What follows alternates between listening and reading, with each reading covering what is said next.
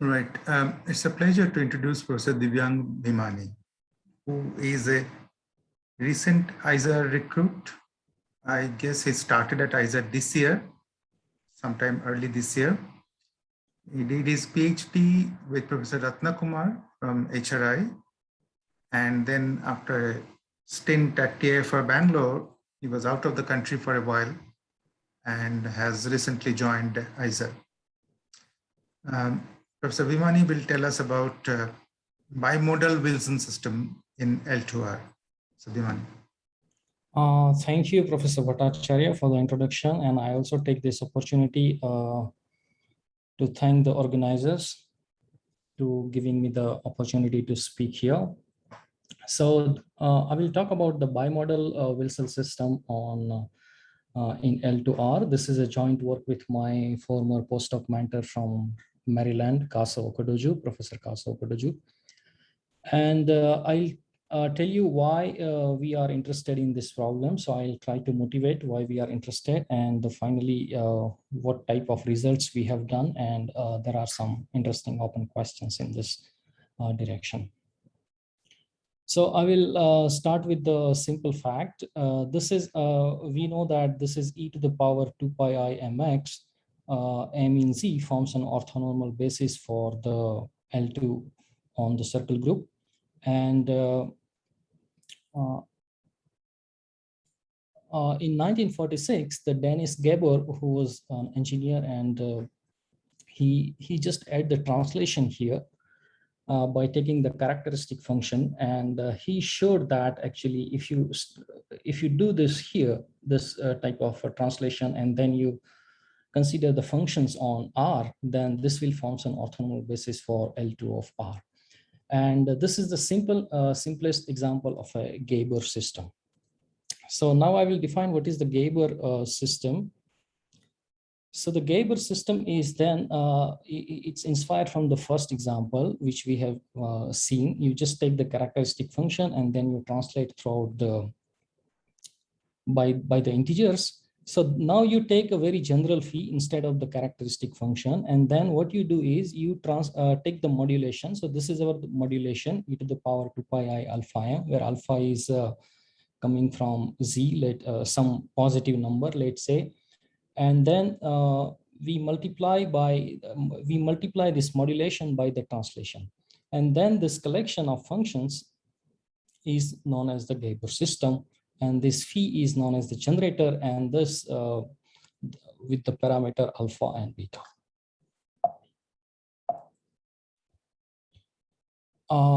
And we say that this Gabor, this G phi alpha beta is called a Gabor frame if there exists A and B positive, such that for every f in L2 of R,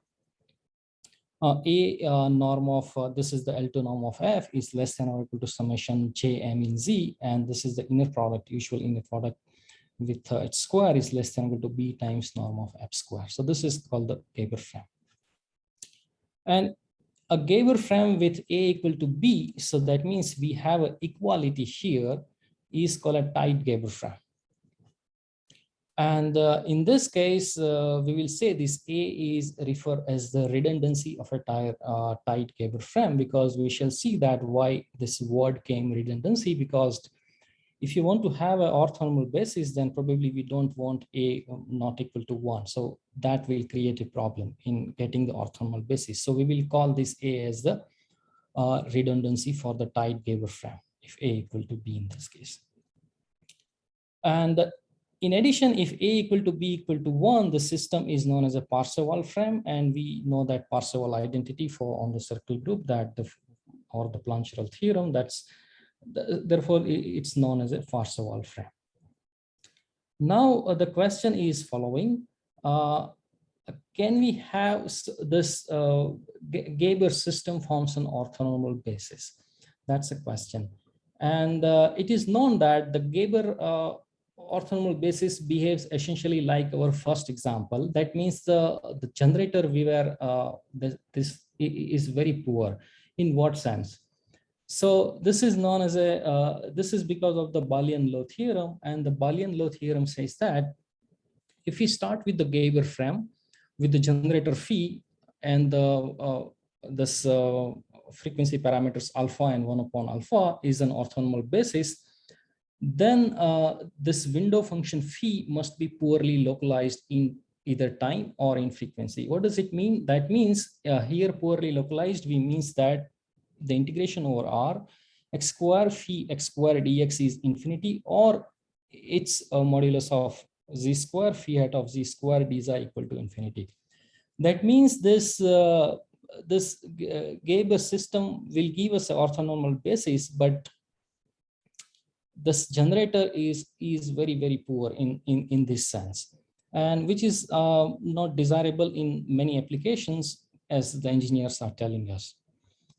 And so here the BLT imposes a strict limit on the Gabor system that forms an orthonormal basis. And then the people are interested whether can we get some linear combination of elements of this Gabor frame, which forms an orthonormal basis. And then the generator is nice. So this is also finite and this is also finite. So that means it is a well localized. So the question is the following. How the tight Gabor frame, let's say G phi 1 and 1 upon alpha of redundancy alpha, can be transformed into orthonormal basis for L2 of R with well-localized generator of phi. So that's the question.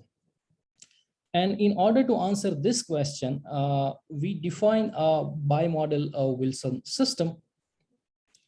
So I'll tell you soon how this is motivated. So we now define the Wilson system for each element psi j m is a linear combination of two Gabor functions localized at jm and j minus m respectively. And how we choose in the following fashion. So given the Gabor frame, that is we get it by a translation. So remember phi jm was, we are translating, we are taking the modulation, and then we are translating by the number z. So here what we are making is, out of the Gabor system, we are making another system, which is known as a Wilson system, and which is the linear combination of the two elements of the Gabor system. So here the difficult part is how to choose this system. And appropriately you multiply this constant, and then this system will form an orthonormal basis for L2 of R, and probably now the generator phi we expect to be very nice. So this was the idea of for the alpha equal to 2 case. So when we have the Gabor frame with the redundancy 2, this was proved by, was initiated by Ingrid Debeshis, Gerard and Journet in around 30 years back in 1991, and they proved that you start with phis in L2 of R with the real value, the Fourier transform, the norm of phi is 1, and then this Gabor system G phi 1 upon 2 is a tight Gabor frame of L2 of R with redundancy 2. So this Gabor system will not form an orthonormal basis, but the Wilson system we have constructed out of this Gabor frame by taking the linear combination of elements of this Gabor frame is an orthonormal basis for L2 of R. And we can choose a phi which is very nice. So it is a C infinity and with the compact support. So this was the work done by Ingrid Debeshis. And it is very coincidence that today morning I learned from the message from Raghuram that this Ingrid Debeshis, New York Times has called her the godmother of the digital.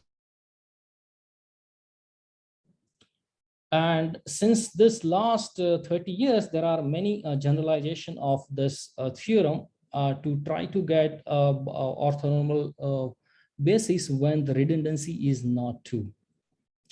So before this, let me tell you, there are many generalization of this theorem. For instance, in 2005, there is a work by Kutionik Strommer, where they started with any alpha and 1 upon beta, but the product of alpha beta, they are taking a 2. And recently, with my forward advisor Okodoju and Bonick and Jacobson and Lamvik, they proved it in the higher dimension case and with the redundancy 1/2 to the power k. And the similar result, they proved it. And there are other contributions as well, so in this direction. But underlying theme in all these results is one-to-one association of the tight Gabor frame of redundancy 2 with a bimodal system. So the Wilson system here we consider in the previous slide was essentially inspired by the work of this Debauches and her collaborators. And that we have considered for very general redundancy. Earlier, it was considered for the redundancy 2 case only. And so since there were a lot of progress, and the problem is important from the applications point of view.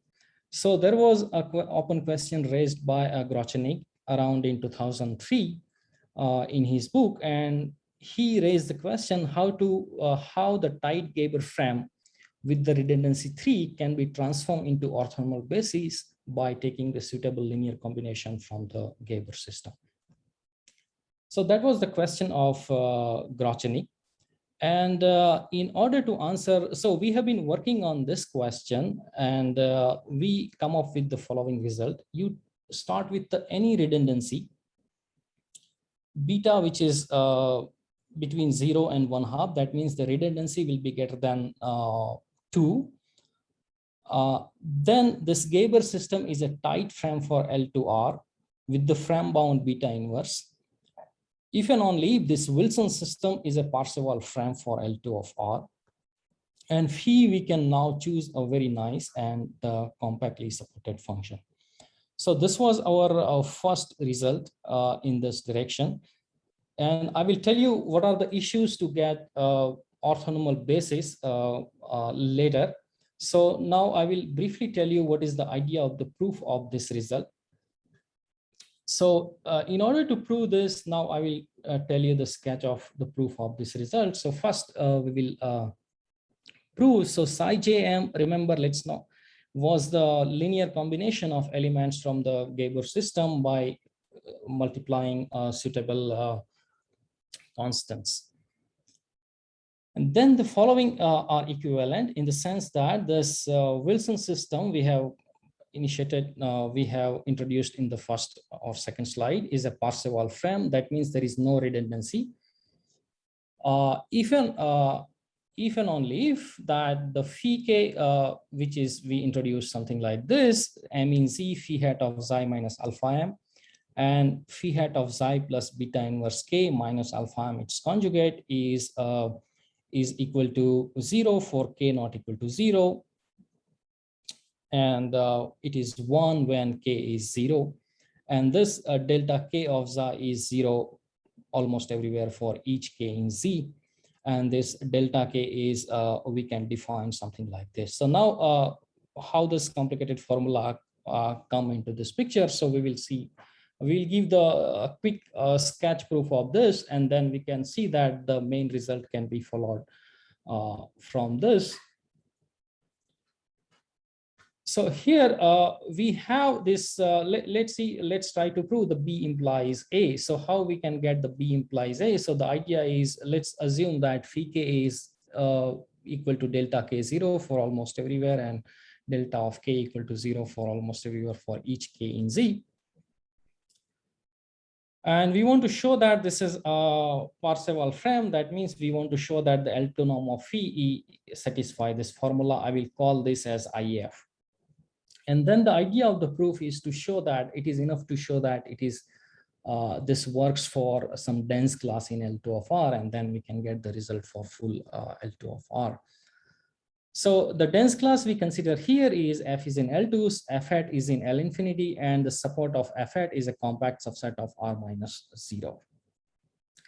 And then we develop the decomposition formula for this IF. IF is the summation over m in n0 and summation j in z, and the inner product of f and psi jm of square.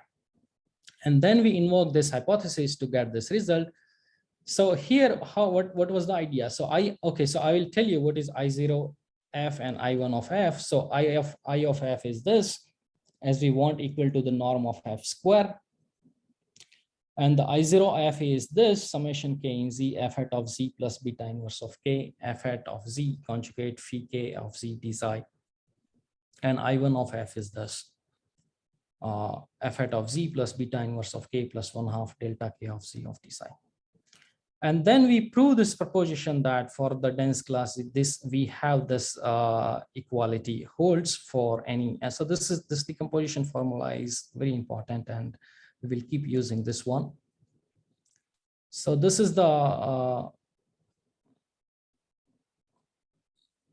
so here the idea of the proof is, we work on the Fourier transform level. So because of thanks to Plancherel theorem.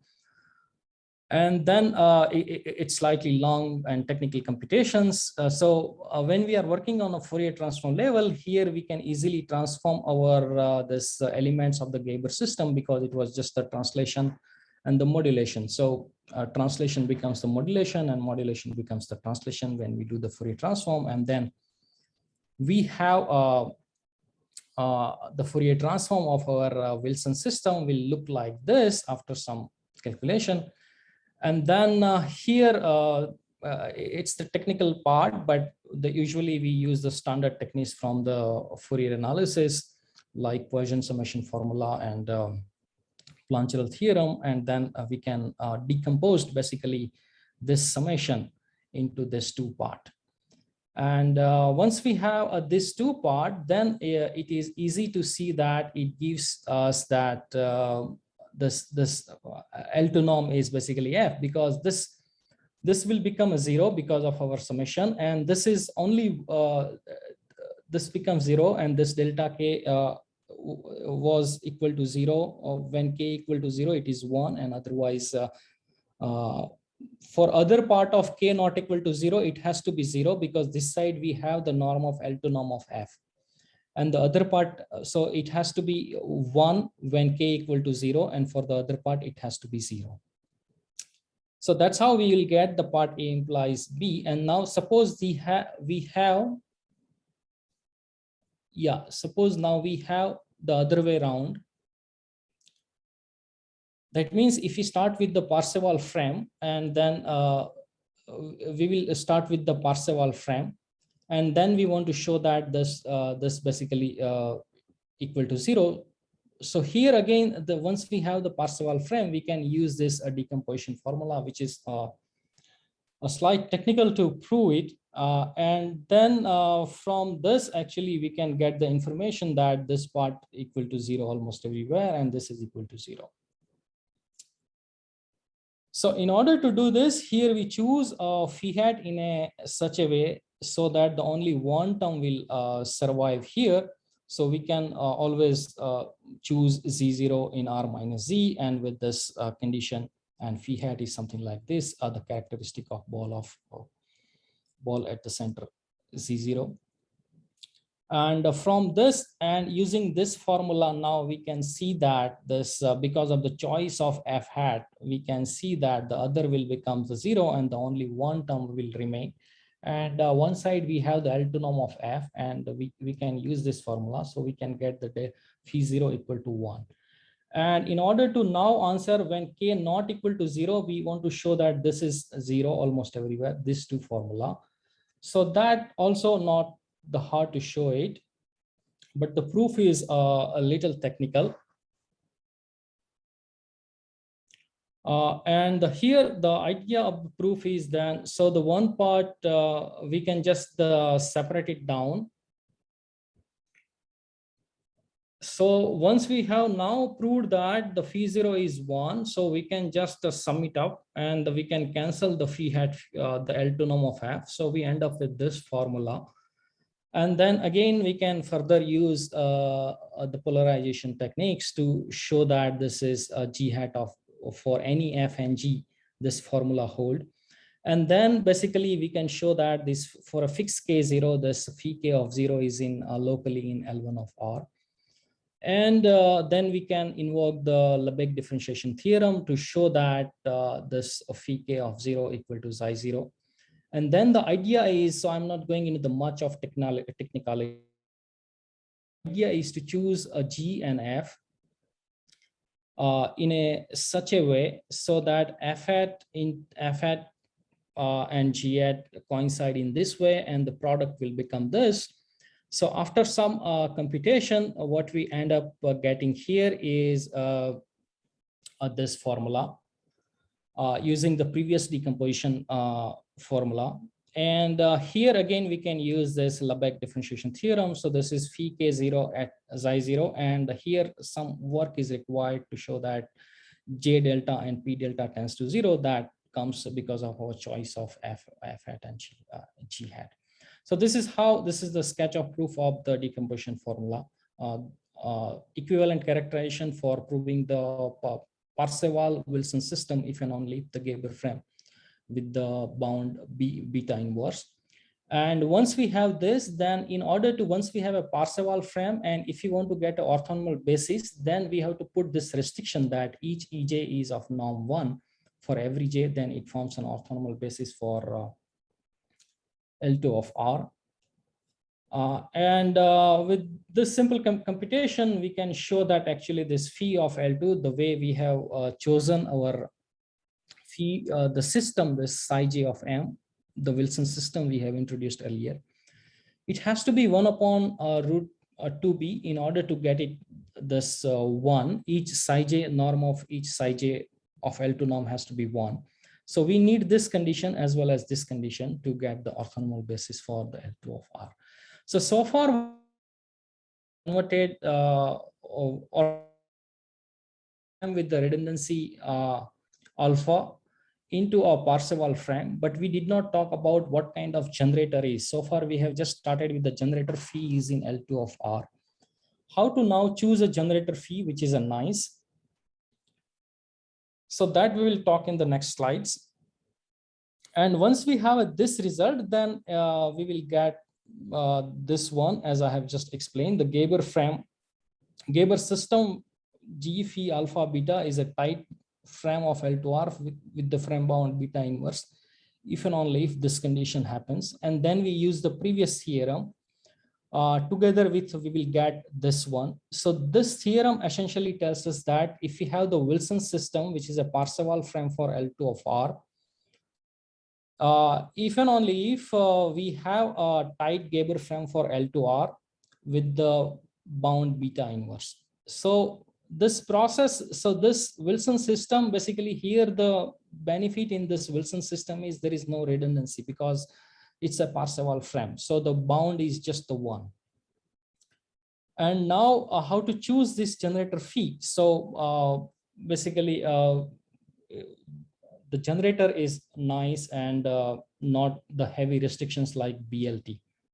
And as I have explained earlier, in order to get the orthonormal basis, we need this extra condition to normalize each element of the system. So that basically the system we have is the L2 norm of phi is we want 1 upon root 2 beta. And now we wish to consider an example of a generator of a Wilson system. So we wish to find a rapidly decaying C infinity function phi satisfying the hypothesis of previous theorem.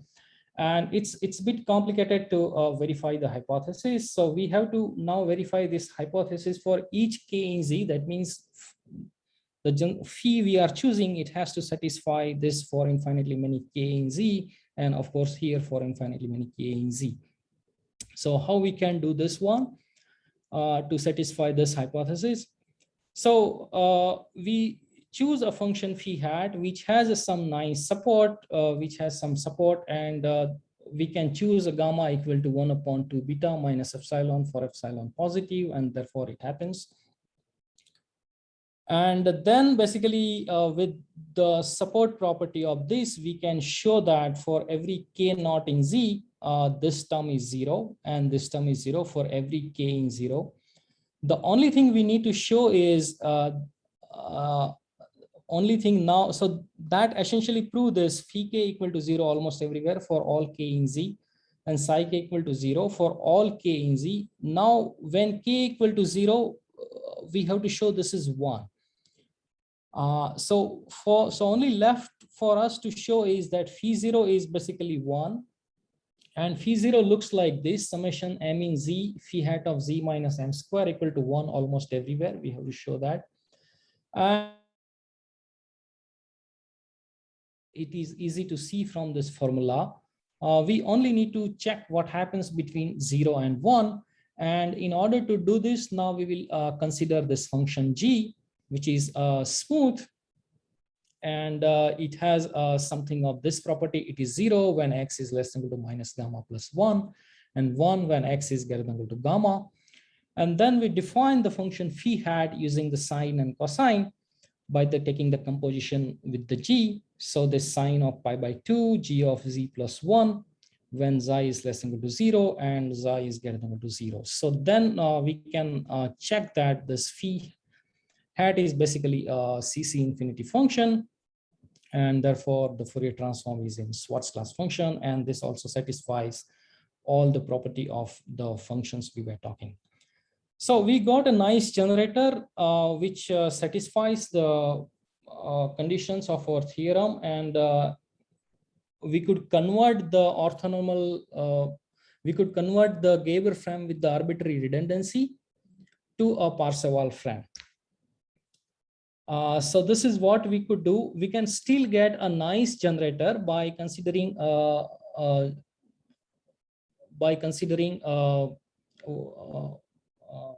Zec transform. So Zec transform also help us. I'll take only a couple of minutes now to tell you how we can get the nice generator. So Zec transform we can define for a Schwarz-Class function. We can define it's defined for a 2 variable x and xi equal to 1 upon root b summation k in Z f of beta inverse Z minus k e to the power 2 pi I kx. And now I'm not going into the property of the Zec transform, but I will now quickly go to the result, how we can do with the Zec transform. So under certain condition on phi hat, we can show that this Gabor system is a tight frame for L2 of R. Even only if it's a Parseval frame, and this Zec transform will satisfy this property. So here the benefit is we have to check only this condition instead of checking the condition for phi for infinitely many k, as we have done in the previous case. And here then we can show that if phi hat and phi has exponential decay, then basically this condition which we were talking earlier is equivalent to this condition of checking for the Zec transform condition. And then using Zec transform, actually we can consider even a better generator. So we start with the G, which has some exponential decay on both sides, on the space and on the frequency side. We can consider this. And then we consider Zec transform by just applying this function G, by just applying the Zec transform on G. And with some additional condition on G,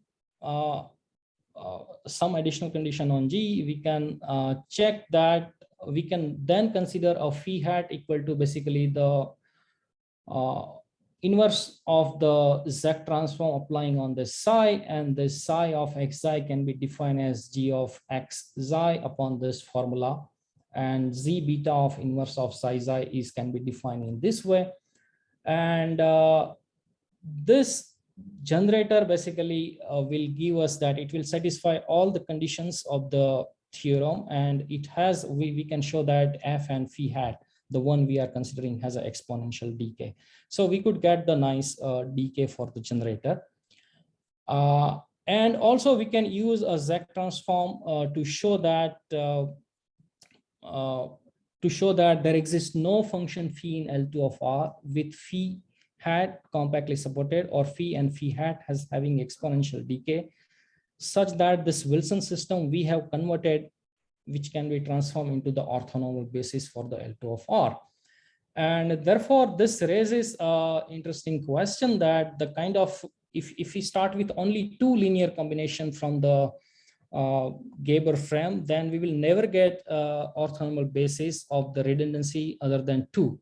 So this raises the question if we have if we start with the Gabor frame of redundancy beta inverse, can we construct another Wilson system, maybe a suitable linear combination of beta inverse element, which also forms an orthonormal basis for the L2 of R? So that's with this question. So our last result raised this question. Probably it should be more than 2 elements should be taken to get the right Wilson system to get the orthonormal basis for L2 of R. So we got a Parseval frame, but not the L2 basis. So here I will stop. Thank you. Thank you, Professor Bhimani. Are there any questions?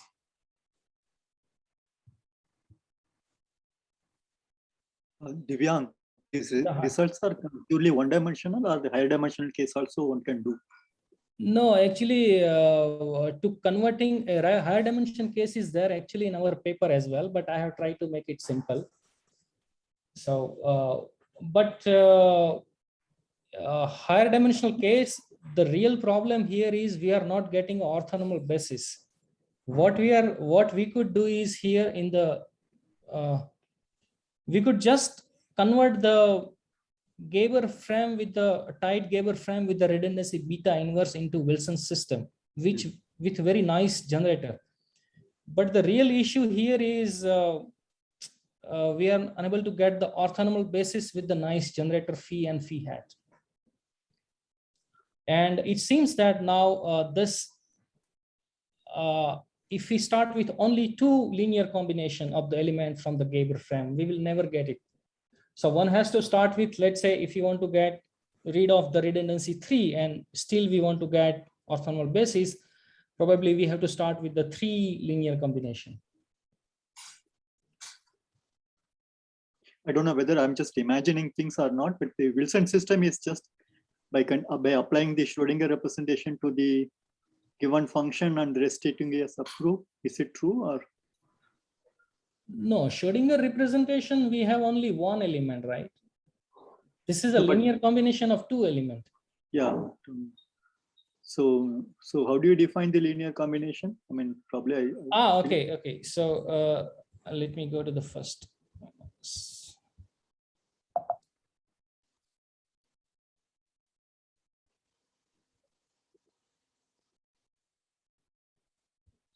You just go to the definition then. Yeah. Okay. Yeah, so this is a Wilson system. Yeah, I was thinking of only individual terms. Yeah, so the individual term phi-jm is basically comes from the modulation and translation. Yeah, but you have also considered phi-jm is just a modulation and dilation, no, translation, but then you have also multiplied by that e power minus 2 pi I beta j alpha m, right? So that looks very much like the Schrodinger representation of a subgroup of the Heisenberg group applied to phi. So, okay. But you have another term, minus 1 power j plus m. Yeah. Okay, that is, you have added another term. Okay. So, yeah, so the real difficulty is here only how we can choose the elements from the system. So then eventually it helps to.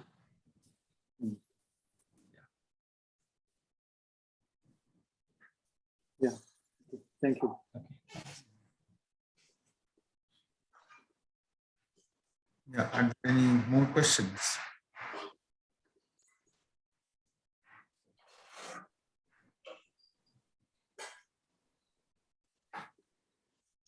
That doesn't seem to be. So thank you, Professor Bhimani. Thank you. And so this session ends here with